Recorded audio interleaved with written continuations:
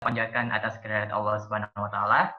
Karena atas berkat limpahan nikmat dan karunia-Allah sehingga kita dapat berkumpul di Zoom meeting ini dalam keadaan sehat walafiat. Perkenalkan, nama saya Muhammad Fadli, selaku moderator yang akan memandu jalannya acara kita pada siang hari ini, yaitu Binomics, ataupun Basic Economic Series ketiga, represented by Genbi Komisariat Universitas Hasanuddin. Topik Binomics kita kali ini yaitu mengenai makroekonomi, yang dimana seperti yang kita ketahui, fokus dari makroekonomi berputar pada bagaimana segi permintaan dan penawaran menentukan kegiatan perekonomian, masalah utama yang dihadapi perekonomian, serta bagaimana peranan kebijakan dan campur tangan pemerintah dalam mengatasi masalah perekonomian secara luas. Namun, pada Binomics kita kali ini akan membahas lebih lanjut mengenai konsep dasar makroekonomi tersebut dengan dikaitkannya dengan relevansi yang terjadi saat ini, yaitu resesi. Bukan hanya itu, kita juga akan membahas mengenai pendapatan nasional berdasarkan pendekatan GDP, serta model pertumbuhan ekonomi Keynes. Sangat menarik, bukan? Untuk itu, di tengah-tengah kita telah hadir pemateri yang sangat luar biasa, yaitu Kakanda Andi Nurilda Arvanita. Selamat siang, Kak. Selamat siang, Kak Hilda.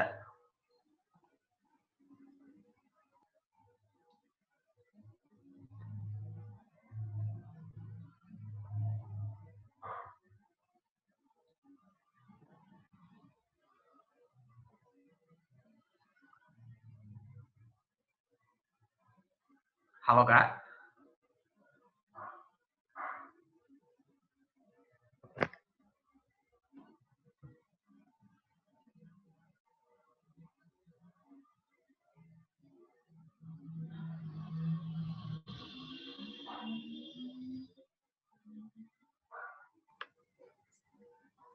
Halo. Oh ya, selamat pagi, Kak. Halo, selamat pagi. Oke, baik.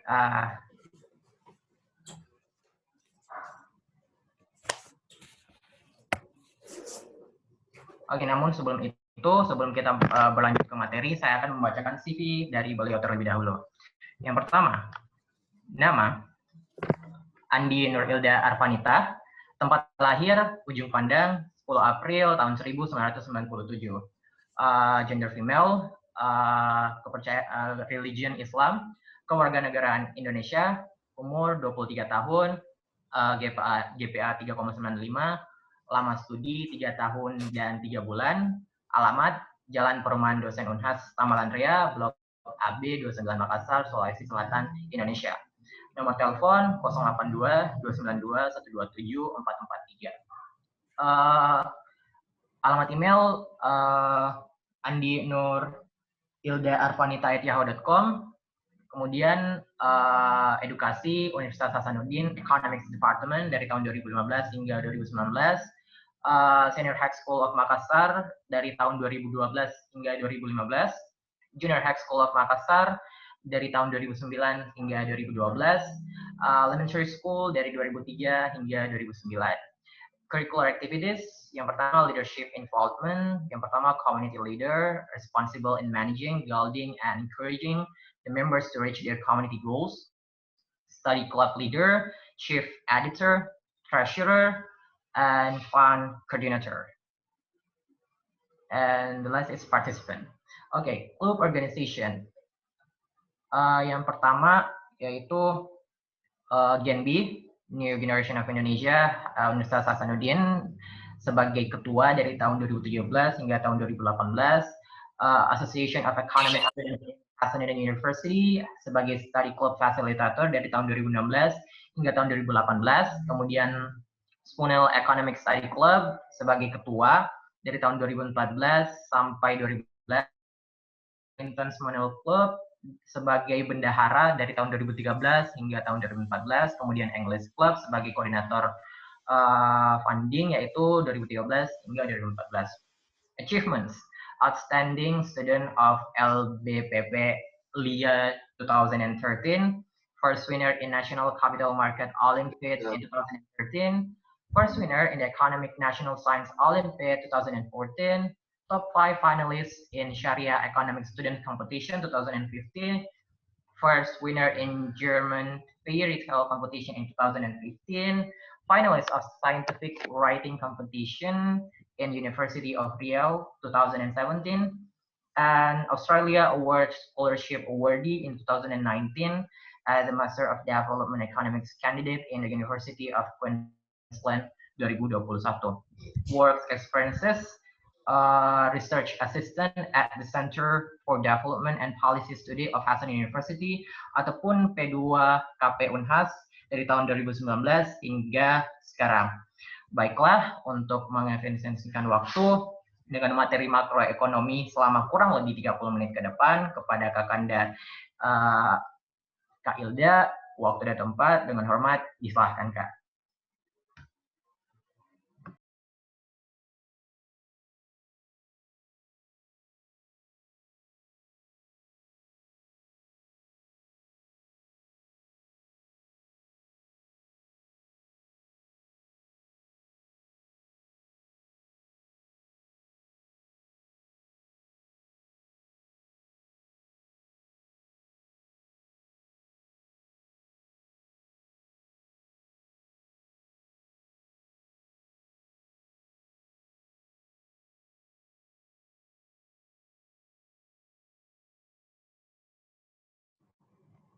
Ya, sudah kelihatan slide-nya, Dek?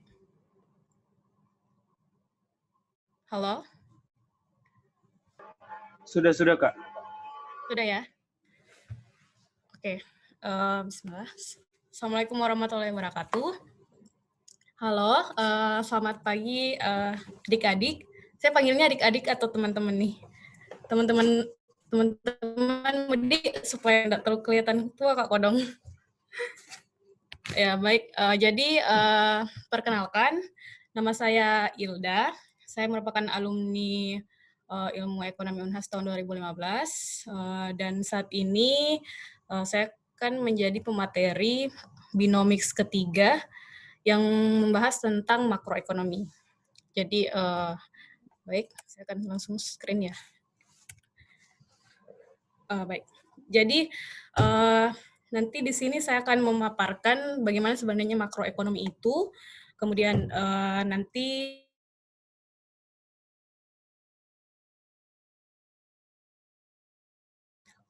bagi adik-adik yang mau bertanya lebih lanjut mengenai penjelasan saya ataupun ada sesuatu topik yang masih ingin ditanyakan. Jadi untuk mengefisienkan waktu, kita mulai saja, Midi. Oke. Nah, jadi kurang lebih selama 40 menit ke depan nanti ini merupakan gambaran outline yang akan saya jelaskan, yaitu kita mulai dari konsep dasar makroekonomi itu seperti apa yang dipelajari di makroekonomi, apa bedanya dengan mikroekonomi, kita masuk ke konsep pendapatan nasional, hingga pada pertumbuhan ekonomi. Seperti yang telah dipaparkan tadi secara ringkas oleh moderator. Baik, kita mulai terlebih dahulu mengenai konsep dasar makroekonomi. Jadi, apa sebenarnya makroekonomi itu? Jadi, makroekonomi sebenarnya merupakan salah satu cabang dari ilmu ekonomi yang mempelajari gambaran umum perekonomian suatu negara secara keseluruhan atau secara agregat. Jadi, apa bedanya sama mikroekonomi? Adik-adik atau teman-teman kemarin sudah pernah ikut kelas Binomics tentang mikroekonomi kan? Nah, di situ perbedaan mendasar dari makro dan mikroekonomi sebenarnya terletak dari apa yang digambarkan. Kalau di makro, kita berbicara tentang agregat, berbicara tentang ekonomi secara keseluruhan. Sedangkan di mikro, kita lebih menitikberatkan pada perilaku-perilaku individu, yaitu seperti bagaimana perilaku konsumen, bagaimana perilaku produsen, kemudian bagaimana mereka berinteraksi di pasar, bagaimana supply dan demand, menentukan harga keseimbangan, dan seperti itu. Nah, oleh karena itu, ruang lingkup di makro ini lebih luas lagi. Jadi kalau di mikro kita berbicara tentang permintaan dan penawaran, kalau di makro kita berbicara tentang permintaan agregat dan penawaran agregat. Kemudian apa saja masalah yang dihadapi oleh perekonomian secara umum. baik itu inflasi maupun pengangguran, dan dilanjutkan dengan bagaimana kebijakan atau intervensi dari pemerintah untuk mengatasi permasalahan tersebut.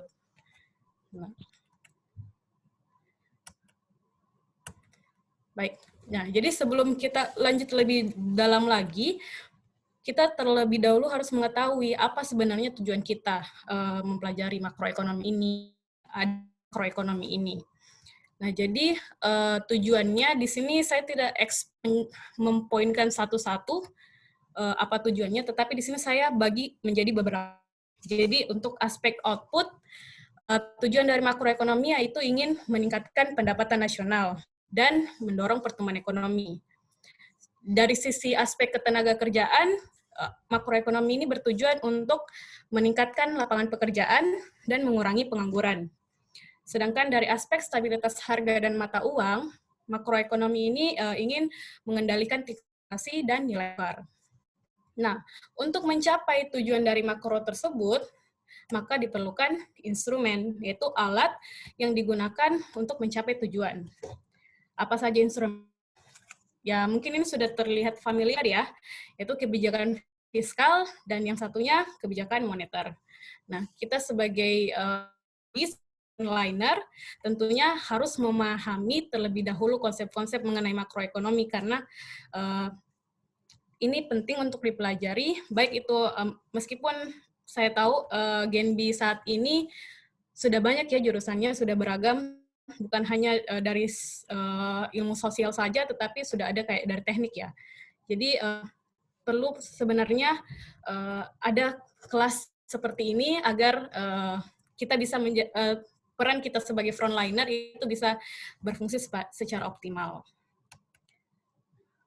Nah, di makro terlebih dahulu juga kita harus mempelajari mengenai circular flow diagram. Apa itu? Ini merupakan diagram yang menggambarkan bagaimana sebenarnya ekonomi dalam suatu negara beroperasi, bagaimana ekonomi bekerja, bagaimana kemudian para pelaku ekonomi saling berinteraksi satu sama lain. Nah, di sini saya akan memberikan gambaran dua bagian. Yang pertama 3 sektor. Ini biasa juga disebut sektor tertutup, ekonomi tertutup, dan juga yang satunya nanti ekonomi terbuka atau open economy. Jadi untuk pertama yaitu arus perputaran perekonomian 3 sektor. Apa saja sektornya? Yaitu rumah tangga, perusahaan, dan pemerintah. Nah, di sini para pelaku ekonomi ini berinteraksi di 2 jenis pasar, yaitu pasar output atau pasar barang dan jasa, dan juga pasar input, atau lebih dikenal dengan pasar faktor produksi. Jadi rumah tangga, penjelasannya seperti ini. Rumah tangga atau konsumen sebagai penyedia faktor produksi, teman-teman sudah tahu nih toh apa faktor produksi, apa saja yang termasuk dalam faktor produksi, atau belum? Jadi faktor produksi itu yang termasuk faktor produksi seperti sumber daya alam, dalam hal ini tanah, sumber daya modal, kemudian sumber daya manusia, dalam hal ini tenaga kerja, dan juga terakhir adalah kewirausahaan, dalam hal ini. Kemudian rumah tangga yang menyediakan sebagai pemilik faktor produksi, kemudian menyewakan atau menawarkan faktor produksi tersebut ke pasar input.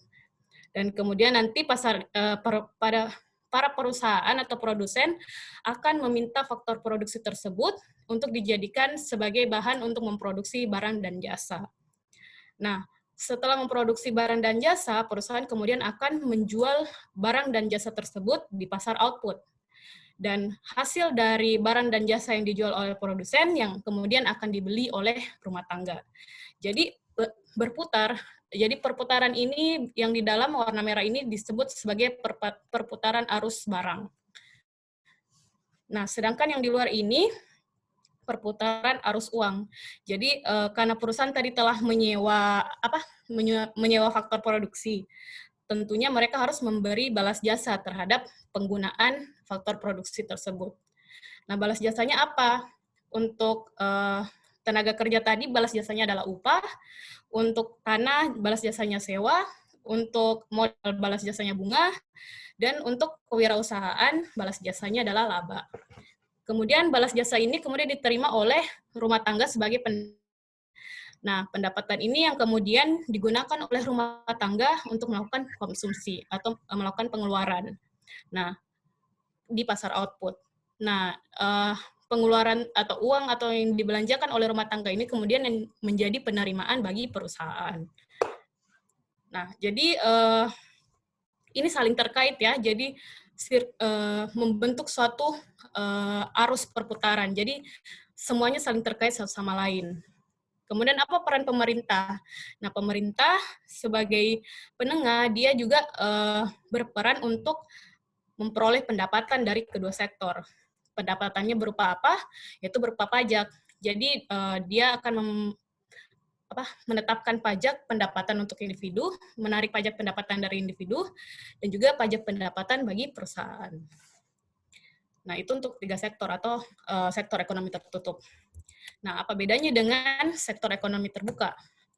Ya, perbedaannya terdapat satu sektor tambahan, yaitu sektor luar negeri. Dalam hal ini adalah ekspor dan impor. Nah, perusahaan tadi kan memproduksi perusahaan tadi kan memproduksi barang dan jasa. Nah, barang dan jasa ini tidak hanya bisa diperjualbelikan di dalam negeri atau secara domestik, tapi juga bisa dijual ke luar negeri. Oleh karena itu istilahnya adalah ekspor. Dan juga para rumah tangga juga bisa membeli barang tidak hanya dalam negeri, tetapi juga bisa dari luar negeri. Dalam hal ini mereka akan mengimpor. Jadi perbedaannya sebenarnya di situ. Adanya ekspor dan impor. Baik, kita lanjut. Nah, seperti yang tadi saya singgung di awal, bahwa ruang lingkup ekonomi makro itu dimulai dari konsep permintaan agregat atau aggregate demand. Apa itu aggregate demand? Jadi, secara singkatnya, aggregate demand merupakan total atau jumlah permintaan barang dan jasa pada berbagai tingkat harga yang terjadi dalam suatu perekonomian. Jadi, ini bukan lagi berbicara tentang permintaan oleh individu, permintaan oleh rumah tangga, tetapi ini sudah secara agregat atau secara total. Nah, apa kemudian yang dimaksud dengan kurva aggregate demand? Jadi, perlu dibedakan ya, aggregate demand dengan kurva aggregate demand. Nah, kalau aggregate demand curve atau kurva aggregate demand merupakan kurva yang menunjukkan hubungan negatif antara total output dan tingkat harga. Hubungan negatif berarti ketika harga meningkat, maka output yang diminta oleh para pelaku ekonomi akan berkurang. Dan begitu pula sebaliknya, ketika harga menurun, maka output total yang diminta oleh masyarakat akan bertambah. Nah, perlu diingat bahwa aggregate demand ini tidak simple, maksudnya tidak hanya menjumlahkan, bukan merupakan hasil dari penjumlahan kurva individu setiap masyarakat. Jadi tidak hanya menjumlahkan individu A begini permintaannya, individu B begini permintaannya. Tetapi ini lebih kompleks karena kurva aggregate demand ini sebenarnya merupakan turunan dari keseimbangan yang terjadi di pasar uang dan juga di pasar barang. Oleh karena itu lebih kompleks, faktor-faktor yang mempengaruhi juga lebih kompleks. Nah, tapi karena ini merupakan pengantar ekonomi makro, saya rasa ini akan membutuhkan lebih banyak waktu untuk menjelaskan secara detail bagaimana penurunan dari aggregate demand itu sendiri. Tetapi di sini saya cuma ingin memberikan gambarannya secara sekilas.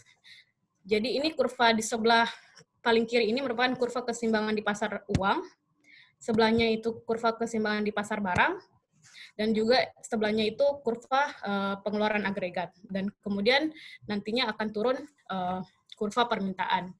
Jadi secara ringkasnya, ketika harga meningkat, permintaan uang untuk melakukan transaksi, berjaga-jaga, dan spekulasi itu akan meningkat, sehingga akan membuat kurva permintaan uang atau money demand bergeser ke sebelah kanan. Ketika bergeser ke sebelah kanan, interest rate naik atau suku bunga naik. Ketika suku bunga naik, investasi akan berkurang karena orang-orang akan lebih memilih untuk menabung dibandingkan menginvestasikan uangnya. Karena tingkat pengembalian dari menabung lebih besar dibandingkan melakukan investasi ketika suku bunga tinggi. Nah, namun apa jadinya ketika investasi menurun? Ketika investasi menurun, pengeluaran agregat juga menurun, sehingga menyebabkan output dari Y1 berkurang, Y0 menjadi Y1, berkurang, kurvanya bergeser ke sebelah bawah. Dan disinilah dilihat hubungan antara permintaan dengan total permintaan dengan tingkat harga, di mana hubungannya negatif. Ini secara ringkasnya ya. Harga naik, permintaan uang meningkat, tingkat bunga meningkat, investasi turun, agregat expenditure menurun, dan output menurun. Jadi ini naik, ini turun oleh kita. Oleh karena itu hubungannya negatif. Jadi ini sekedar gambaran saja ya, karena kalau untuk memahaminya memang perlu waktu yang lebih lama ya. Sedangkan untuk binomis ini sendiri kita dibatasi waktu ya. Dan ini karena berhubung masih pengantar, jadi saya cuma memberikan gambarannya seperti ini.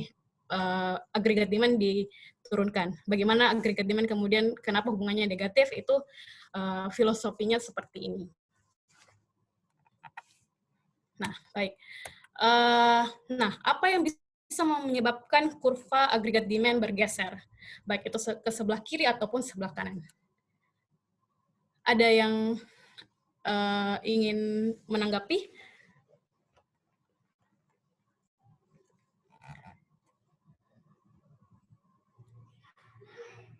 Ada yang ingin mencoba menjawab? Atau saya lagi? Saya ini. Oke, jadi kurva permintaan agregat atau agregat demand itu dapat bergeser ketika ada terjadi perubahan dalam kebijakan fiskal ataupun moneter. Jadi misalkan kebijakan fiskal nih, nanti akan dijelaskan lagi di belakang ya, kebijakan fiskal dan moneter itu sendiri, nanti akan saya jelaskan lebih rinci di belakang. Jadi kebijakan fiskal seperti misalkan ketika terjadi peningkatan pengeluaran pemerintah, permintaan agregat akan meningkat, sehingga membuat agregat demand bergeser ke sebelah kanan. Jadi intinya kalau ketika meningkat, kurvanya akan bergeser ke sebelah kanan, ketika menurun, kurvanya akan bergeser ke sebelah kiri. Untuk pengeluaran pemerintah ya. Tapi untuk pajak, ketika pajak meningkat, kurva permintaan agregat demand ke sebelah kiri atau ke sebelah kanan? Kira-kira kalau misalkan pajak meningkat, orang-orang akan meminta lebih banyak ataukah meminta lebih sedikit?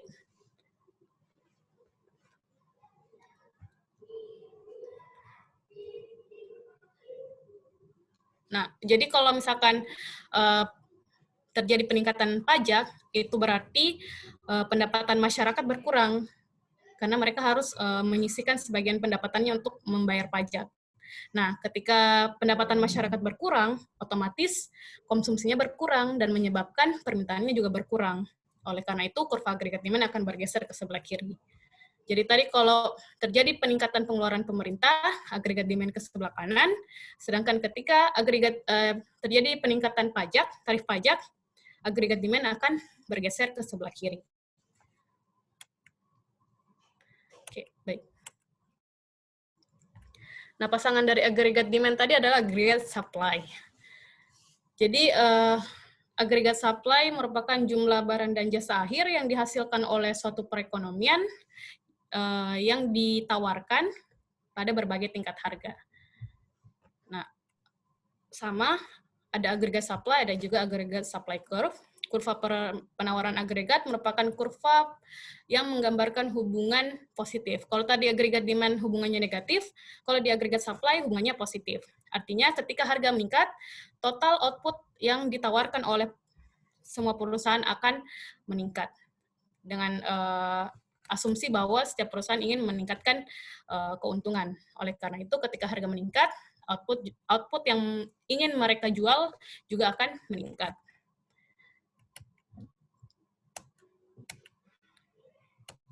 pergeseran. Apa yang dapat menyebabkan kurva penawaran bergeser, baik itu ke sebelah kanan ataupun ke sebelah kiri.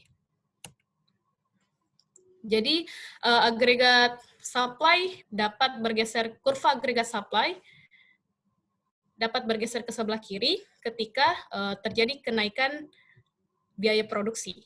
Baik itu harga bahan input yang meningkat ataupun harga upah yang meningkat atau upah yang meningkat sehingga menyebabkan biaya produksi naik dan jumlah barang yang ditawarkan akan berkurang sehingga menyebabkan agregat supply bergeser ke sebelah kiri.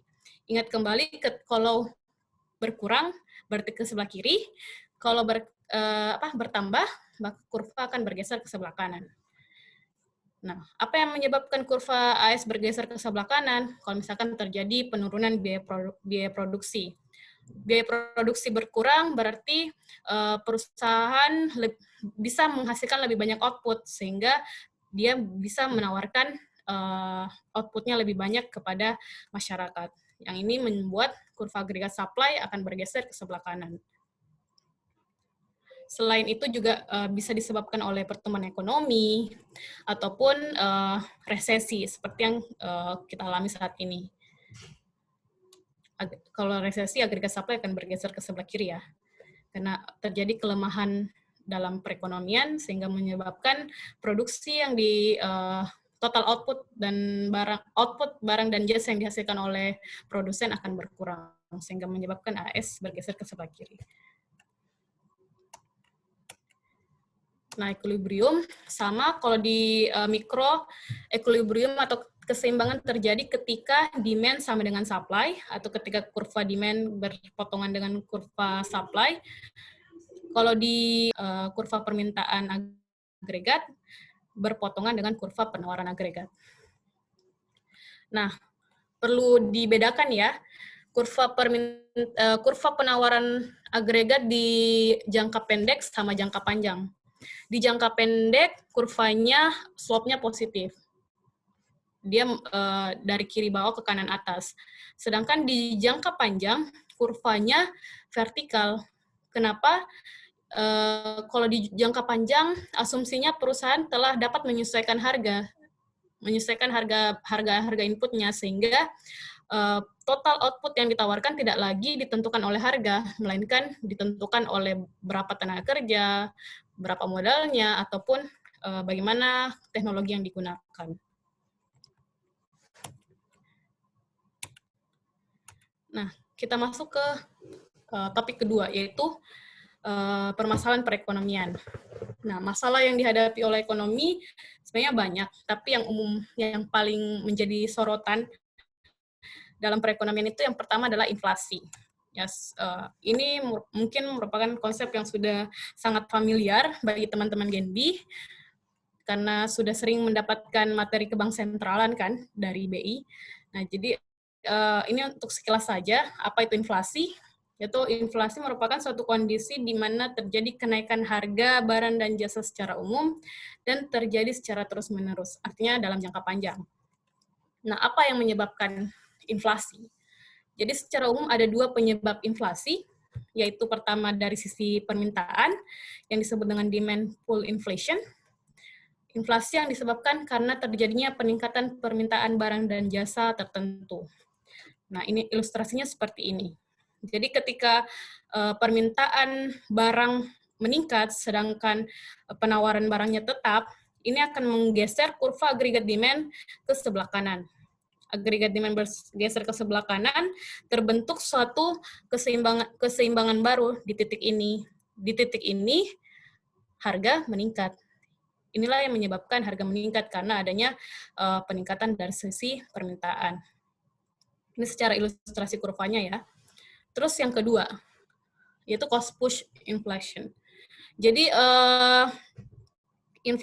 jenis inflasi ini adalah inflasi dari segi penawaran, dari sisi penawaran. Jadi inflasi yang disebabkan karena terjadinya kenaikan biaya produksi. Ilustrasinya seperti ini. Kalau tadi agregat demand yang bergeser, kalau di cost push inflation, karena ini dari sisi penawaran, berarti yang bergeser adalah kurva agregat supply. Nah, tadi seperti saya jelaskan, ketika biaya produksi meningkat, kurvanya akan bergeser ke sebelah kiri, karena output yang dihasil ketika biaya produksi meningkat, otomatis perusahaan-perusahaan akan mengurangi produksinya. Mengurangi produksinya, agregat supply bergeser ke sebelah kiri, dan apa yang terjadi? Nah, membentuk suatu keseimbangan baru di titik ini. Di titik ini, harganya meningkat, outputnya menurun. Karena tadi biaya produksi meningkat, output yang dihasilkan oleh perusahaan menurun, dan alhasil harga meningkat. Jadi ini ya. Nah, kemudian apa saja jenis-jenis inflasi? Jadi berdasarkan derajatnya ya, ada inflasi ringan, yaitu inflasi yang tingkatnya kurang dari 10% per tahun, inflasi sedang yang kisarannya 10-30% per tahun, inflasi berat 30-100% per tahun, dan yang terakhir adalah inflasi super berat atau hyperinflation. Itu di atas 100%. Nah, bagaimana kemudian cara mengukur inflasi? Nah, meskipun kita tidak bertanggung jawab untuk mengukur inflasi, karena ini merupakan bagian dari BPS, tetapi setidaknya kita perlu mengetahui bagaimana BPS menghitung inflasi. Jadi, ada dua metode yang bisa digunakan. Yang pertama, kita bisa menggunakan indeks harga. Indeks harga itu merupakan indeks yang menggambarkan perubahan harga barang dan jasa yang biasa dikonsumsi konsumen ataupun produsen pada suatu waktu tertentu. Jadi cara menghitungnya, indeks harga tahun ini dikurang indeks harga tahun sebelumnya, dibagi indeks harga tahun sebelumnya, dikali 100%. Dan kemudian kita juga bisa menggunakan PDB deflator. Nah, bagaimana cara mengukurnya? Yaitu dengan cara membandingkan PDB nominal atau PDB harga berlaku dibagi dengan PDB harga konstan atau PDB real dikali 100.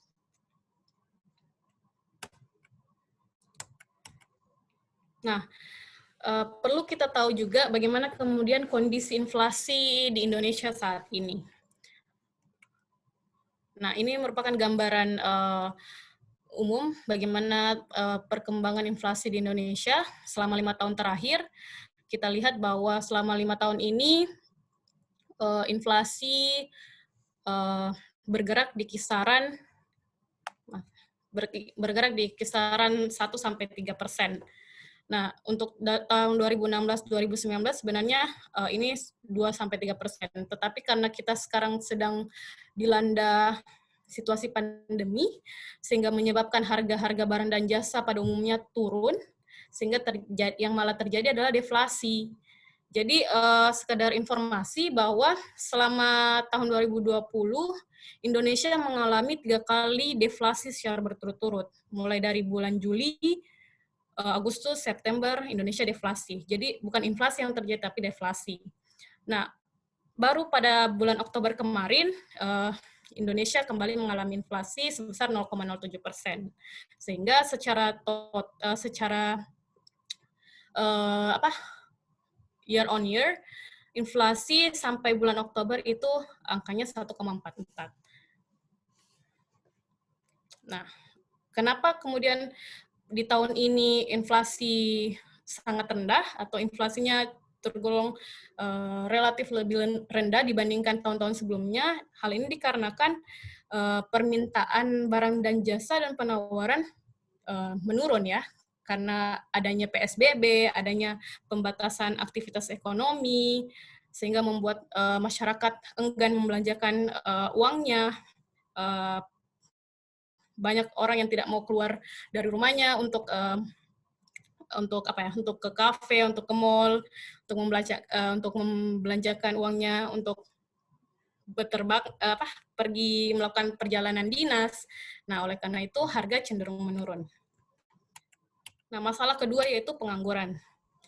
Nah, apa sebenarnya pengangguran? Pengangguran merupakan penduduk yang tergolong dalam angkatan kerja, sedang aktif mencari pekerjaan, namun belum menemukan pekerjaan yang diinginkannya. Jadi, ada beberapa jenis pengangguran. Ini bisa dikategorikan berdasarkan lama waktu kerja, pengangguran terbuka, setengah menganggur, ataupun pengangguran terselubung. pengangguran terbuka inilah yang menjadi masalah, karena jenis pengangguran ini merupakan orang yang sama sekali tidak memiliki pekerjaan. Jadi misalkan kayak mahasiswa yang baru saja selesai kuliah dan sedang mencari pekerjaan, namun sampai saat ini, apalagi karena telah dilanda masa pandemi, sehingga ia belum bisa menemukan pekerjaan. Oleh karena itu, dia dikategorikan sebagai pengangguran terbuka. Belum sama sekali memiliki pekerjaan. Setengah menganggur, yaitu kurang dari 35 jam seminggu, dan terselubung. Terselubung itu adalah pengangguran yang mana tidak bekerja secara optimal, artinya produktivitas kerja yang dihasilkan itu rendah. Contohnya bagaimana? Misalkan apa ya? Ada 10 tenaga kerja yang bekerja sebagai marketing, tetapi sebenarnya dengan 6 orang saja itu sudah bisa menjalankan fungsi marketing itu, sehingga para pekerja yang bekerja sebagai marketing itu tergolong tidak produktif, atau istilahnya misalkan output yang dihasilkan itu sama saja, antara 5 orang yang bekerja dengan 10 orang yang bekerja itu sama saja. Jadi itu dikategorikan sebagai pengangguran terselubung. Berdasarkan penyebab, ada pengangguran friksional, yaitu pengangguran yang terjadi karena keinginan sendiri. Artinya pengangguran ini terjadi ketika orang merasa tidak cocok dengan pekerjaan sebelumnya, sehingga ia memutuskan untuk berhenti bekerja. Ketika ia berhenti bekerja, ia ingin mencari pekerjaan yang lebih baik. Nah, periode di mana ia berhenti bekerja dan mencari pekerjaan yang lebih baik tersebutlah yang disebut sebagai pengangguran friksional. Kemudian pengangguran struktural, yaitu pengangguran yang terjadi karena perubahan struktur ekonomi. Contohnya dari struktur ekonomi pertanian ke struktur ekonomi industri. Nah, orang-orang ketika struktur ekonomi bergeser ke industri, orang-orang yang awalnya bekerja di sektor pertanian kemudian agak sulit untuk bisa bekerja di sektor industri. Kenapa? Karena mereka tidak memiliki skill. Sedangkan di industri itu perlu skill yang bisa menjalankan mesin, skill yang bisa beradaptasi dengan teknologi. Sedangkan kita tahu kalau di pertanian, orang-orang pada umumnya tidak memiliki skill seperti itu, tidak memiliki skill yang memadai. Nah, pengangguran musiman. Pengangguran yang terjadi karena perubahan musim. Contohnya, ketika musim kemarau, petani tidak lagi bisa memanen, tidak lagi bisa bekerja secara optimal. Berbeda ketika musim panen atau musim hujan. Mereka bisa bekerja secara full. Nah, periode di masa kemarau, itulah yang disebut pengangguran musiman. Ketika mereka tidak bekerja, karena tidak lagi ada yang bisa dikerjakan selama musim tersebut. Dan terakhir, pengangguran konjunktur atau siklikal. Inilah pengangguran yang terjadi saat ini. Pengangguran yang terjadi di masa pandemi ini, yang banyak terjadi di masa pandemi ini, yaitu pengangguran yang terjadi karena berubahnya siklus bisnis. Artinya, biasanya terjadi ketika terjadi resesi ataupun depresi di suatu negara. Jadi karena terjadi resesi, banyak perusahaan-perusahaan yang kemudian terpaksa untuk mem-PHK karyawannya dengan tujuan tidak mau menanggung biaya produksi yang tinggi, sehingga mereka harus memecat karyawannya, dan karyawan yang dipecat inilah yang tergolong sebagai pengangguran siklikal atau pengangguran konjunktur. Nah, ini perkembangan tingkat pengangguran Indonesia tahun 2011 sampai 2020, atau selama 10 tahun terakhir. Kita lihat bahwa selama periode 2011 ke 2019 sebenarnya tren dari TPT ini cenderung menurun. Namun karena di 2020 kita dihadapkan oleh COVID, sehingga terjadi peningkatan lagi di tingkat pengangguran.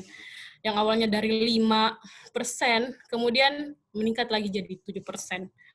Nah, ini peningkatannya cukup signifikan ya, karena ini awalnya cuma di kisaran 5, kemudian di 2020 karena banyak terjadi pemecatan tenaga kerja, banyak tenaga kerja yang dirumahkan, kemudian jadinya TPT meningkat menjadi 7%. Nah, tadi untuk mengatasi masalah perekonomian, maka instrumen yang digunakan adalah kebijakan fiskal dan moneter. Nah, apa kebijakan fiskal itu? Kebijakan fiskal merupakan kebijakan pemerintah untuk mengatur atau mengubah, meningkatkan atau menurunkan pendapatan dan belanja negara dalam rangka untuk mencapai stabilitas ekonomi. Jadi komponennya apa saja? Yaitu penerimaan negara dan pengeluaran negara, yang mana hal ini sangat tercermin dari APBN atau PBD. Nah, jenis-jenisnya ada yang dimaksud kebijakan fiskal ekspansif, yaitu kebijakan fiskal yang bertujuan untuk mendorong pertumbuhan ekonomi atau mendorong merangsang pertumbuhan output. Sedangkan kebijakan fiskal kontraktif ini kebijakan kebalikannya, dia ingin memperlambat pertumbuhan ekonomi dikarenakan terjadi inflasi yang tinggi.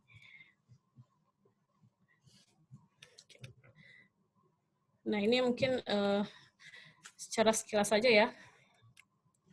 Jadi ini dampak kebijakan perpajakan. Bagaimana jika tarif pajak turun?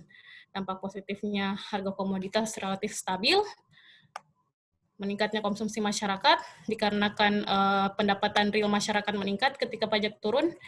Dampak negatifnya terjadi penurunan dalam penerimaan pajak negara, karena penerimaan pajak negara itu sebagian besar atau mayoritas diperoleh dari pajak. Kemudian belanja negara, karena penerimaan berkurang, maka belanja negara juga bisa berkurang. Dan pertumbuhan ekonomi bisa menurun. Dan ini dampak kebijakan perpajakan jika tarif pajak naik. Dampak positifnya, penerimaan negara bertambah, redistribusi pendapatan, kemudian dapat mendorong pertumbuhan ekonomi. Dampak negatifnya, harga komoditas menjadi meningkat. Kemudian daya beli masyarakat berkurang karena pajak itu mempengaruhi pendapatan masyarakat, apalagi yang dinamakan disposable income, pendapatan yang dikurangi dengan pajak. Kemudian mengurangi insentif bekerja. Ini saya cepat saja ya tadi. Nah, kemudian kebijakan moneter. Apa yang dimaksud kebijakan moneter? Kebijakan yang dilakukan oleh pemerintah untuk mengatur jumlah uang beredar dalam rangka mencapai dan memelihara kestabilan nilai rupiah. Apa saja jenisnya? Sama tadi, di fiskal kita punya kebijakan fiskal ekspansif, dan kalau di moneter namanya kebijakan moneter ekspansif, atau dalam hal ini biasa disebut sebagai easy money policy. Sedangkan yang kedua, kebijakan moneter kontraktif, biasa disebut dengan tight money policy. Apa instrumen yang digunakan untuk mencapai tujuan kebijakan moneter? Ada operasi pasar terbuka, yaitu kebijakan yang dilakukan dengan cara menjual atau membeli surat-surat berharga, kemudian rasio cadangan wajib, kebijakan yang dilakukan dengan cara memainkan dana cadangan minimum yang harus di-store oleh setiap perbankan terhadap pemerintah, dan politik diskonto ini merupakan kebijakan yang dilakukan untuk dengan cara memainkan tingkat bunga bank sentral terhadap bank umum. Dan terakhir adalah imbauan moral, yaitu kebijakan berupa imbauan kepada para pelaku ekonomi. Nah, untuk mencapai tujuan dari makroekonomi, tidak hanya satu kebijakan yang perlu dioperasikan, melainkan kita perlu adanya bauran kebijakan. Artinya di sini perlu adanya koordinasi antar instansi pemerintah dan Bank Indonesia sebagai otoritas moneter dalam menjalankan kedua kebijakan tersebut. Apa hasil dari bauran kebijakannya? Yaitu diharapkan dengan adanya kebijakan fiskal dan moneter, inflasi dapat terkendali dan tetap dalam kategori rendah, nilai tukar terkendali, sistem keuangan dengan dukungan modal yang kuat, dan terakhir pertumbuhan ekonomi bisa stabil di angka yang tinggi. Nah, kita masuk ke outline kedua, yaitu tentang pendapatan nasional. Jadi, apa itu pendapatan nasional? Kalau ini juga biasa disebut sebagai produk domestik bruto ya.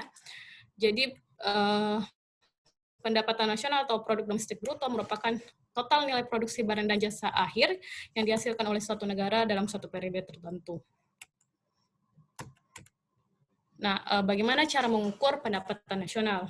Ada 3 pendekatan yang digunakan untuk mengukur pendapatan nasional, yaitu pertama pendekatan produksi, yaitu dengan menjumlahkan total total produksi akhir dari setiap sektor ekonomi. Kemudian pendekatan pendapatan, yaitu menjumlahkan seluruh balas jasa yang diterima oleh para pelaku ekonomi, dan juga pendekatan pengeluaran, yaitu dengan menjumlahkan seluruh pengeluaran pelaku ekonomi. Ini secara lebih jelasnya ini, rumusnya seperti ini. Jadi pendekatan produksi, berapa total produksi yang dihasilkan oleh sektor pertanian, berapa total produksi yang dihasilkan oleh sektor industri, berapa yang dihasilkan oleh sektor jasa, kemudian itu ditotal, dan hasilnya nanti sebenarnya ketiga pendekatan ini hasilnya semua akan menghasilkan angka yang sama. Jadi baik kita menggunakan pendekatan produksi ataupun pendekatan pengeluaran, nanti total PDB-nya itu akan sama, di akhir akan sama.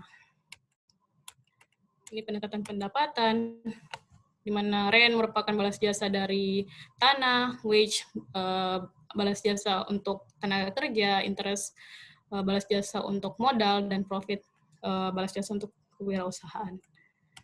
Dan terakhir pendekatan pengeluaran, yaitu pendapatan nasional merupakan penjumlahan dari konsumsi yang dilakukan oleh masyarakat, investasi yang dilakukan oleh pengusaha, government expenditure yang dihasilkan oleh pemerintah, dan net export yang merupakan selisih antara ekspor dan impor. Nah, teman-teman juga perlu memahami perbedaan antara PDB nominal dengan PDB real. Nah, karena ini sering muncul ya, apalagi kalau kita mengecek data di BPS, itu ada yang namanya PDB harga konstan dengan PDB harga berlaku. Nah, PDB harga berlaku disebut sebagai PDB nominal, yaitu nilai tambah barang dan jasa yang dihasilkan suatu negara pada harga sekarang atau pada harga yang berlaku setiap tahun. Jadi berapa harga pada tahun 2015, 2016, 2017 itu yang digunakan. Sedangkan kalau PDB real adalah menggunakan harga yang berlaku pada satu tahun yang dijadikan sebagai dasar. Contohnya dia menggunakan harga di tahun 2010 atau harga di tahun 2000. Nah, jadi perbedaan keduanya ini, kalau PDB nominal tentunya nilainya akan selalu lebih besar dibanding PDB real. Karena di PDB nominal dia tidak hanya mengukur peningkatan output, tetapi juga mengukur peningkatan harga. Sedangkan di PDB real dia murni hanya mengukur peningkatan output saja. Oleh karena itu juga di data PDB real inilah yang digunakan sebagai indikator untuk mengukur pertumbuhan ekonomi. Bukan PDB nominal. Nah, manfaatnya ini sudah sudah 10.58 ya. Oke, saya cepat saja ya. Jadi pengukur manfaatnya, kita dapat mengetahui struktur perekonomian. Perekonomian saat tahun ini didominasi oleh struktur sektor apa? Pertanian kah, industri kah, jasa kah? Kita bisa melihat itu dari pendapatan nasional, kemudian mengetahui perekonomian antar daerah, mengetahui perbedaan kemajuan ekonomi antar daerah, mengetahui perkembangan perekonomian dari tahun ke tahun. Ini juga bisa menjadi sumber informasi bagi pemerintah dalam mengambil kebijakan. Nah, faktor yang menentukan total produksi barang dan jasa. Jadi ada dua faktornya. Yang pertama namanya faktor produksi, input yang digunakan untuk memproduksi barang dan jasa. Yang kedua adalah fungsi produksi, kemampuan mengubah input menjadi output. Jadi total output itu ditentukan dari apa saja input yang digunakan dan bagaimana cara mengubah input tersebut menjadi output. Nah, ini pengukuran lain untuk pendapatan nasional. Ada GNP, NNP, National Income, Personal Income, dan Disposable Income. Teman-teman mungkin bisa lihat di slide, atau kalau ada yang mau, nanti saya akan share slide-nya ya, untuk menjadi bahan materi untuk teman-teman. Nah, jadi ini, Gross National Product. Apa bedanya sama GDP? Nanti deh, saya mau jadikan quiz. Oke, nanti saja nih ya, terakhir. Nah, ini data perkembangan PDB. PDB harga konstan dan harga, ini kecil sekali ya. Tapi di sini saya ingin menunjukkan bahwa ini dari sisi pengeluaran ya, dan ini dari sisi produksi. Kita lihat bahwa hasil perhitungan menggunakan metode pengeluaran dan produksi itu hasilnya sama. PDB-nya sama nih. Ini dengan ini. Jadi meskipun menggunakan pendekatan yang berbeda, total atau nilai PDB-nya akan tetap sama. Nah, ini datanya, data perkembangan PDB harga berlaku dan harga konstan. Di sini kita bisa lihat bahwa PDB harga berlaku selalu lebih besar dibandingkan PDB harga konstan. Harga berlaku, harga konstan. Kenapa? Karena kalau harga berlaku dia mengukur juga peningkatan harga, tidak hanya peningkatan output. Nah, untuk di tahun 2020, sektor yang memiliki kontribusi terbesar terhadap PDB adalah industri pengolahan. Sedangkan dari sisi pengeluaran, yang kontribusinya paling besar adalah konsumsi pemerintah atau pengeluaran pemerintah.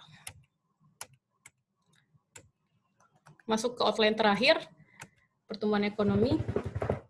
Jadi apa pertumbuhan ekonomi itu? Pertumbuhan ekonomi adalah peningkatan dalam kemampuan suatu perekonomian dalam memproduksi barang dan jasa selama periode tertentu. Jadi ini mengukur persentase perubahan persentase peningkatan pendapatan nasional real dari tahun ke tahun. Oleh karena itu cara mengukurnya yaitu PDB tahun ini dikurang PDB tahun sebelumnya dibagi PDB tahun sebelumnya dikali 100. Perlu dicatat bahwa PDB yang dimaksud ini adalah PDB harga konstan ya, atau PDB real, bukan PDB nominal.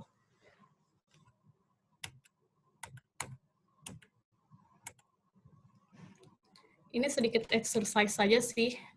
Teman-teman ada yang mau coba hitung tidak? Ini, berapa pertumbuhan ekonomi Indonesia tahun 2019 dengan mengikuti perhitungan tadi. Ada yang mau coba hitung? Caranya gampang saja, seperti yang perhitungannya ini. Atau di-mute ya, itunya. Suaranya di-mute ya? Moderator, suaranya di-mute ya untuk peserta?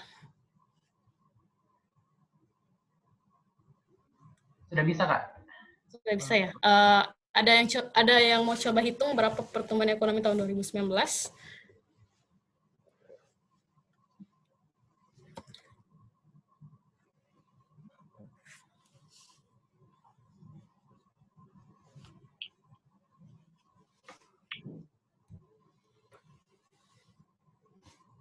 Ya, atau kita sekarang waktunya sisa berapa menit, Dek? Kurang lebih 10 menit juga, Kak, untuk sesi tanya jawab sebentar. Oh, ya sudah. Kalau gitu kita lewatkan misalnya paling dulu, Dek. Kita selesaikan dulu materinya paling. Jadi cara menghitungnya gampang, yaitu sisa membagi PDB harga konstan. Ingat ya, PDB harga konstan tahun ini dikurangi dengan PDB harga konstan tahun ini, terus dibagi PDB harga konstan tahun ini, dikali 100. Faktor yang mempengaruhi pertumbuhan ekonomi. Ada sumber daya manusia, sumber daya alam, modal, kemajuan teknologi, faktor sosial, budaya, dan politik. Jadi kenapa sumber daya manusia kemudian menjadi penting mempengaruhi pertumbuhan ekonomi? Dikarenakan tenaga kerjalah yang berperan dalam mengoperasikan modal dan sumber daya alam yang dimiliki oleh suatu daerah. Semakin produktif sumber daya manusianya, semakin tinggi pula pertumbuhan ekonomi yang dapat dicapai. Sama juga dengan iptek. Semakin canggih teknologi yang dimiliki oleh suatu daerah, semakin banyak output yang dapat dihasilkan, sehingga menciptakan pertumbuhan ekonomi.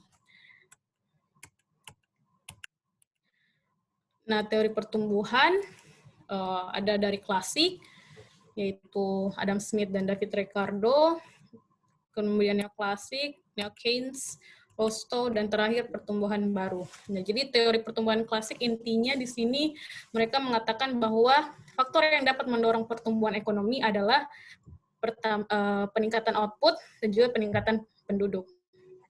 Nah, kemudian di neoklasik dia mengatakan bahwa selain peningkatan modal dan tenaga kerja, yang mempengaruhi pertumbuhan ekonomi juga adalah kemajuan teknologi.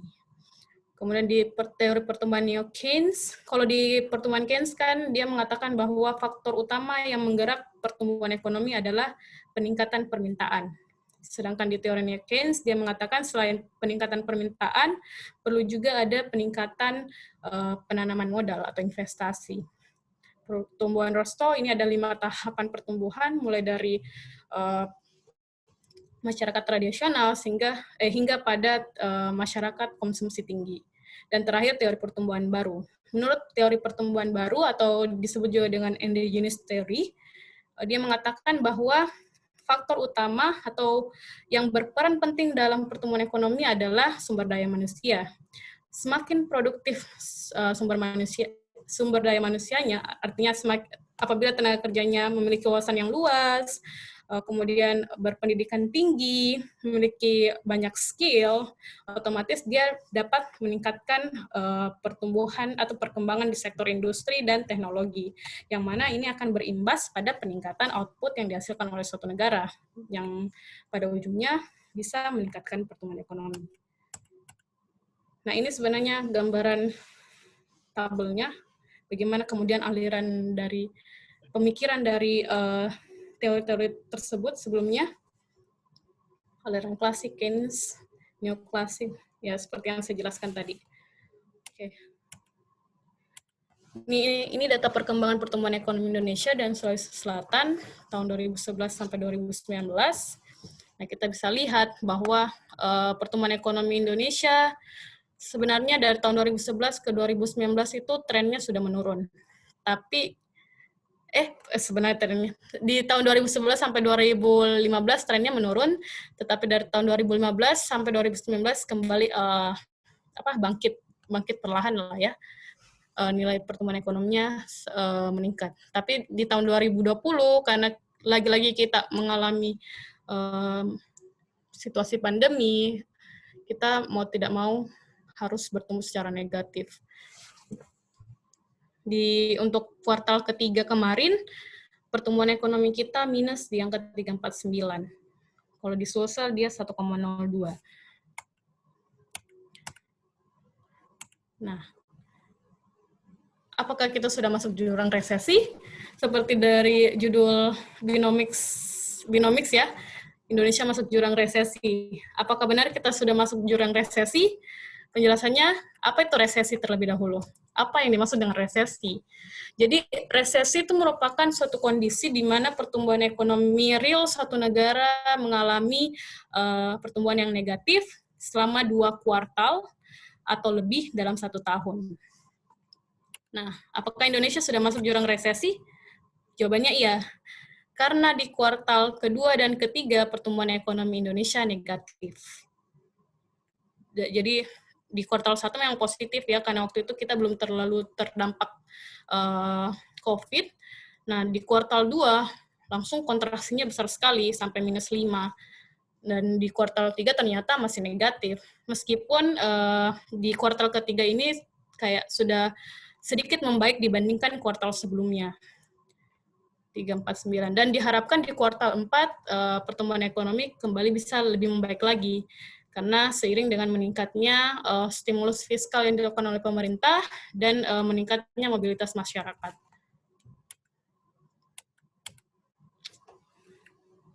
Nah, ini perkembangan datanya kalau dilihat dari sisi pengeluaran, pendekatan pengeluaran.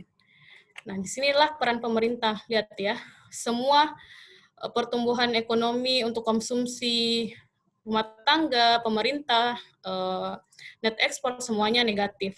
Yang bertumbuh positif cuman pengeluaran pemerintah. Inilah andil pemerintah dalam mengatasi dalam mengatasi permasalahan COVID. Pemerintah mengeluarkan banyak belanja untuk belanja bidang kesehatan, belanja untuk pembangunan infrastruktur, belanja untuk pendidikan, ataupun belanja untuk sektor-sektor pengembangan UMKM. Oleh karena itu, karena di sini 9,76, ekonomi Indonesia bisa pertumbuhan negatifnya sedikit lebih baik dibandingkan di kuartal sebelumnya. Nah, mungkin itu saja presentasi dari saya. Mohon maaf kalau kelebihan waktunya. Bagi teman-teman yang ingin bertanya atau ada yang didiskusikan, saya persilakan. Oke, baik. Terima kasih, Kak Hilda. Itulah tadi pemaparan materi yang sangat luar biasa, dari pemateri yang juga sangat luar biasa, yaitu dari Kak Hilda. Untuk itu, untuk lebih mengelaborasikan materi ataupun pembahasan kita kali ini, saya akan membuka sesi tanya jawab. Bagi peserta yang ingin bertanya, bisa menggunakan fitur raise hand ataupun bisa langsung melalui chat box di room Zoom kita kali ini.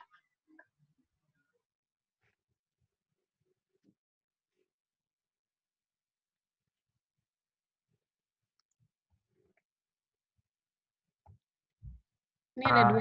Ya, ada 2 orang, Kak. Yang pertama mungkin dari Nahda Mania terlebih dahulu. Mungkin bisa di-unmute, Nahda.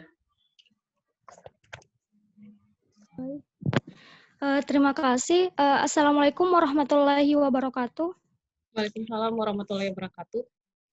Ya Kak, perkenalkan Kak, nama saya Nahda. Jadi pertanyaan saya Kak, kan kalau kita tahu bahwa tujuan utama dari perekonomian itu kan mencapai kesejahteraan masyarakat begitu. Terus kesejahteraan masyarakat itu kan kita lihat dari pendapatan per kapita.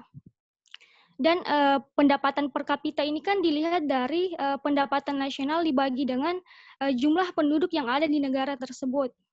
Namun pada kenyataannya Kak, kan pendapatan per kapita ini dia tidak bisa menjelaskan secara real tentang kesejahteraan masyarakat begitu Kak. Terjadi ketimpangan.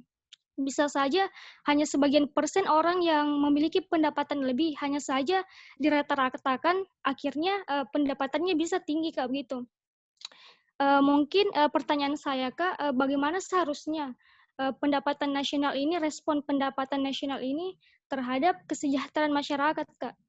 Karena kan selama ini kita selalu menggaungkan bahwa ketika pendapatan nasional tinggi atau pertumbuhan ekonomi tinggi, maka kesejahteraan masyarakat juga akan tinggi. Namun nyatanya di lapangan tidak seperti itu Kak. Mungkin itu saja pertanyaan dari saya Kak.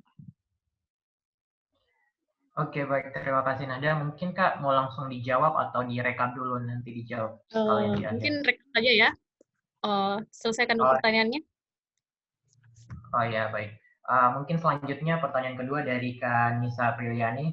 Mungkin Oke, thank you Fadli. Oke, terima kasih Kak Ilda atas pemaparan materinya. Saya sendiri bukan anak ekonomi, jadi banyak yang bisa dipelajari dari materinya Kak Ilda. Nah, mungkin pertanyaanku berkaitan soal pengangguran Kak. Saya coba lihat dari aspek itu nyata. Kan setelah COVID-19 ini, well, bukan setelah sih, bahkan selama ini juga, selama sudah berlangsung berapa bulan di Indonesia ini, kita rasakan dampaknya. Ada begitu banyak angkatan masyarakat yang sebenarnya sudah masuk usia angkatan kerja yang kemudian tidak bisa terserap sama pasar kerja. Nah, kira-kira Kak, proyeksinya ke depannya itu apakah para angkatan kerja yang kemudian menjadi pengangguran ini akan berdampak secara signifikan terhadap pertumbuhan ekonomi Indonesia ataukah karena kita lihat pemerintah sekarang sudah banyak nih, sudah ada beberapa inisiatifnya dan upaya-upayanya untuk menangani dan memberikan bantuan supaya daya belinya masyarakat itu tidak serendah itu, maka kemudian pengangguran ini tidak akan berdampak secara signifikan. Dapat enggak, Kak? Ya, intinya kayak seberapa besar ini Kak porsinya pengangguran terhadap pertumbuhan ekonominya Indonesia, kayak gitu. Thank you, Kak. Oke, terima kasih. baik, Ada satu lagi ya? Iya, satu lagi dari Atika. Mungkin Atika bisa di-unmute. Maaf sebelumnya Kak, karena saya tidak aktifkan video karena masalah jaringan Kak. Jadi, Oh ya, Kak.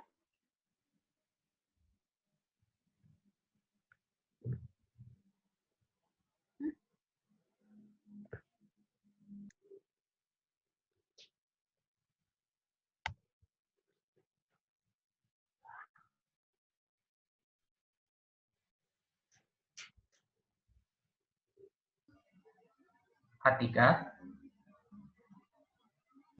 Ya, baik. Terima kasih atas waktunya.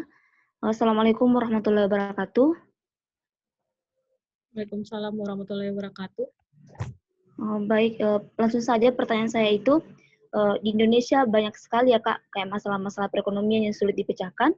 Salah satunya adalah masalah naiknya harga barang, misalnya pada saat perayaan Hari Besar Keagamaan. Nah, menurut Kakak, bagaimana solusi yang tepat untuk mengatasi naik turunnya harga barang pokok tersebut? Dan apakah berpengaruh terhadap agregat demand? Terima kasih, Kak. Ya, terima kasih. Oke, baik. Terima kasih, Atika. Mungkin untuk sesi pertama, saya batasi dulu untuk 3 orang penanya. Jika kalau kita masih mempunyai cukup waktu setelah sesi pertama, mungkin saya akan membuka sesi tanya jawab untuk sesi kedua. Oke, baik Kak. Mungkin pertanyaan pertama yaitu dari Nahda terlebih dahulu, mungkin bisa dijawab terkait bagaimana Kak seharusnya respon pendapatan nasional terhadap kesejahteraan masyarakat jika dilihat currently saat ini masih banyak terjadi ketimpangan sosial yang terjadi di masyarakat. Mungkin Kak Hilda dipersilakan.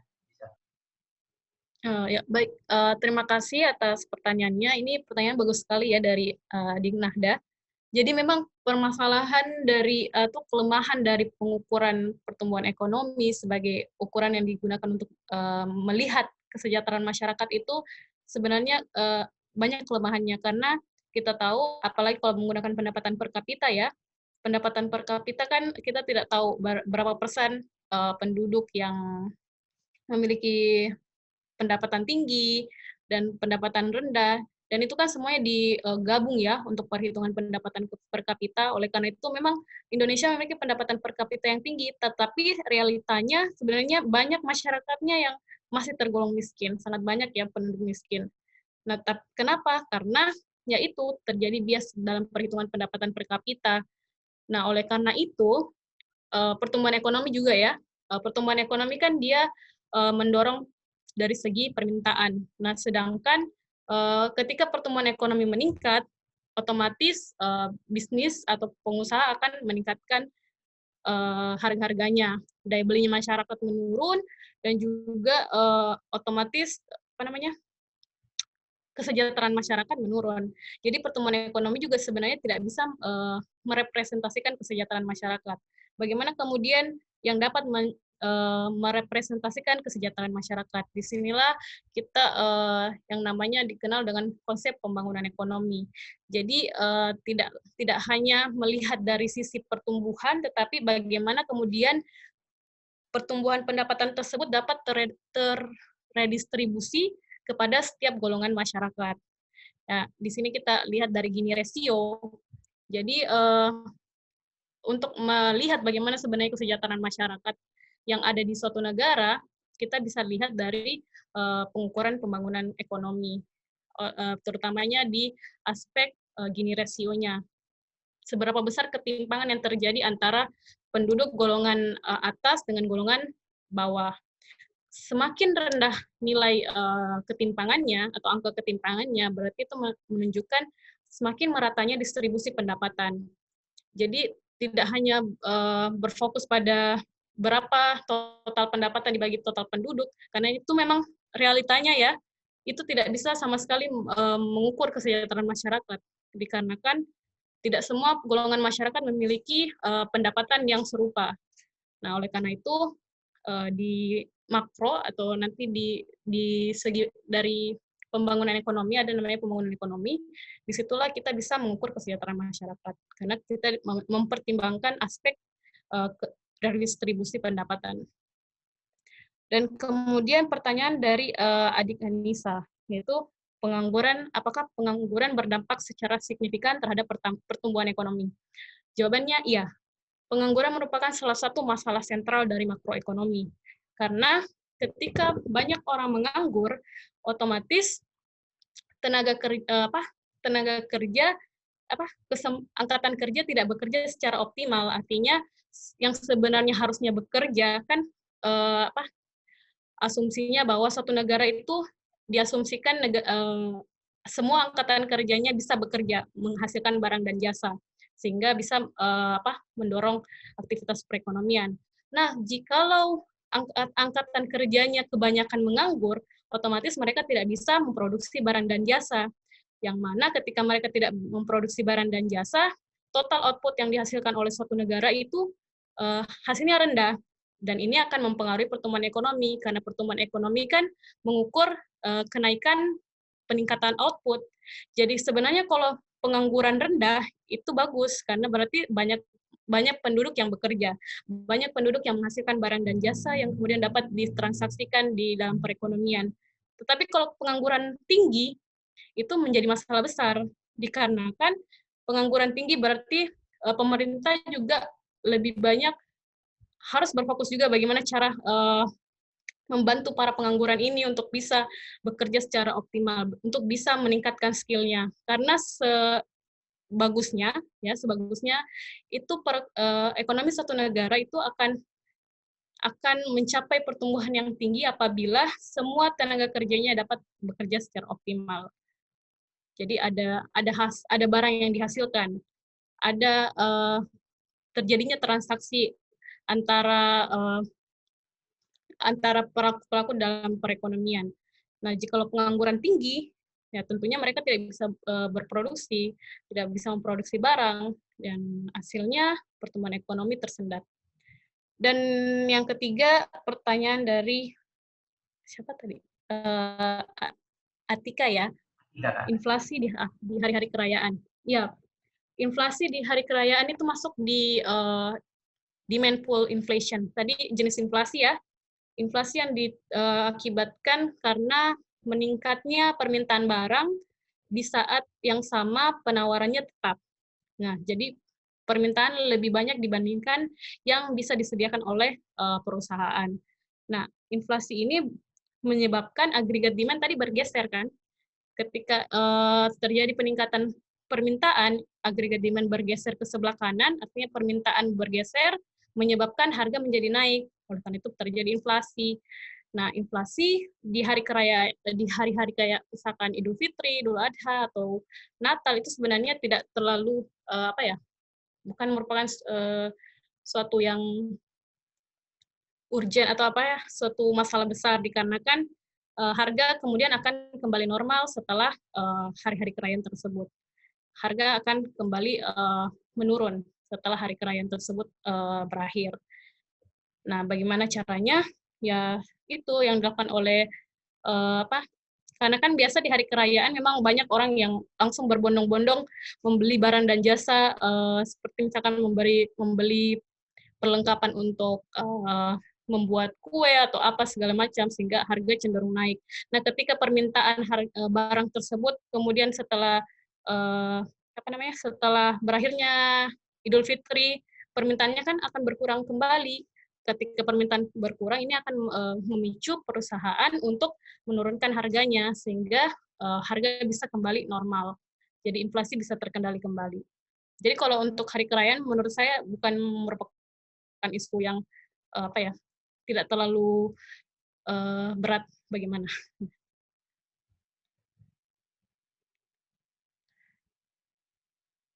Moderator? Oke, cukup Kak, sedang tidak ada tambahan lagi. Oke, baik teman-teman, karena kita dibatasi oleh waktu, untuk itu cukup 3 pertanyaan saja. Baik, terima kasih atas pemaparan materinya Kak Hilda yang sangat luar biasa.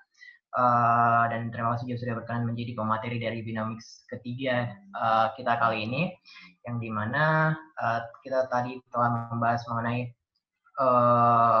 konsep dasar dari makroekonomi itu sendiri, pentingnya kita sebagai generasi Gen Z itu sendiri sebagai frontliner khususnya, yaitu memahami konsep dasar ekonomi ini, yang dimana juga berkaitan dengan aggregate demand, aggregate supply, inflasi, dan sebagainya. Oke, terima kasih Kak Hilda. Mungkin sebelumnya untuk itu saya akan sebelum saya tutup Binomics kita kali ini, kita akan games terlebih dahulu, yang dimana yaitu pengisian TTS ya Sahar, atau gimana?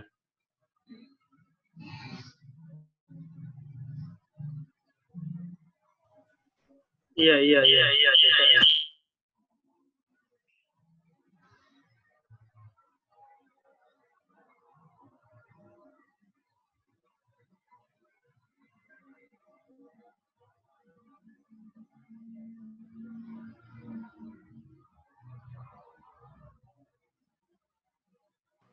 Udah kelihatan, Sudah, moderator?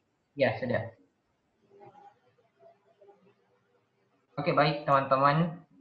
Ya, silakan dijelaskan, Tetes. Ya, jadi teman-teman ini ada 5 pertanyaan yang telah terlampir. Di sini saya ingin membatasi waktu ya. Jadi kita mengisi TTS-nya dengan cara mengirimkan jawabannya beserta nomornya itu pada room chat. Jadi nanti dilihat siapa yang paling pertama menjawab dengan betul, paling banyak, hingga waktu berapa ya? Hingga waktu 11.35 itu yang dinyatakan menang, atau sebelum waktu itu sudah ada teman-teman yang menjawab semuanya secara benar, secara keseluruhan. Nah, jadi nanti ada hadiah yang akan kami sediakan untuk teman-teman yang menjawab dengan betul. Jadi seperti itu moderator. Jadi, teman-teman yang ingin mengirim jawabannya silahkan di room chat. Oke, terima kasih Sahar. Oke, baik teman-teman, silakan diisi. Terdapat 5 pertanyaan, yang dimana bagi peserta dengan jawaban yang betul ataupun hampir betul akan mendapatkan hadiah dari kami. Dan waktu hingga 11.35 dimulai dari sekarang.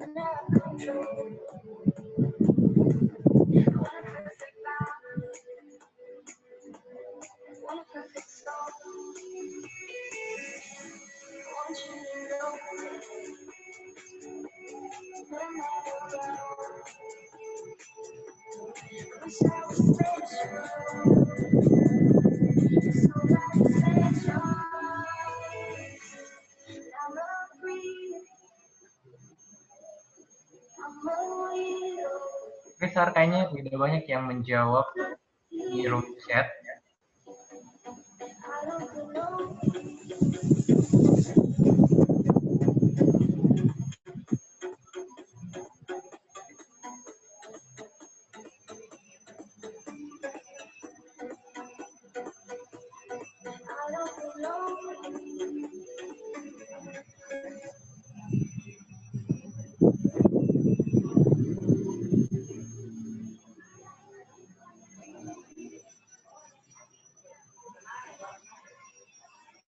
Kayaknya sudah ada yang benar ya, Fadli.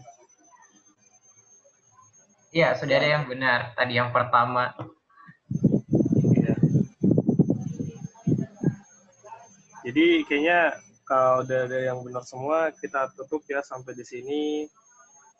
Buat apa? Tunggu.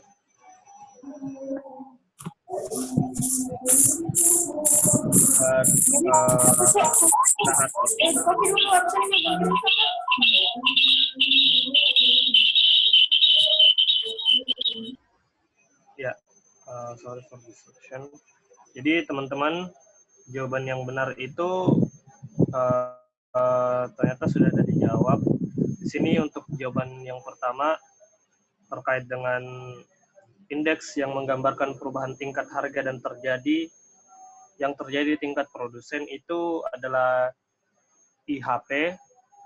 Untuk nomor 2 itu salah satu pelaku kegiatan ekonomi itu adalah produsen.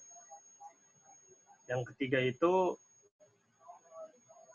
kebijakan yang mengatur tentang peredaran uang adalah moneter.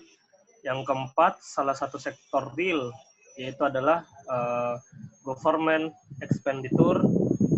Dan yang terakhir, bagian pendapatan yang tidak dibelanjakan adalah tabungan.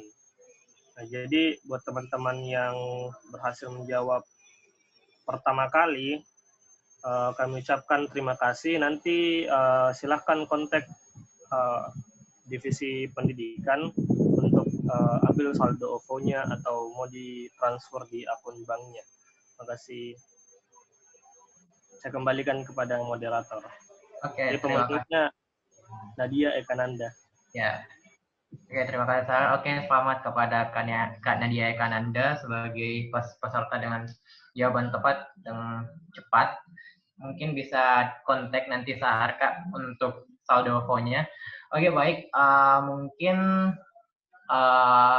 kuis TTS tadi itu merupakan penutup dari Binamis kita kali ini. Sebelum itu, saya mengingatkan bahwasannya sebentar malam kita akan masih lanjut, yaitu kajian rutin ataupun karung, yang dimana sebelum itu kita akan membahas ataupun peserta dari yang sudah mendaftar itu akan dibagi terlebih dahulu kepada terhadap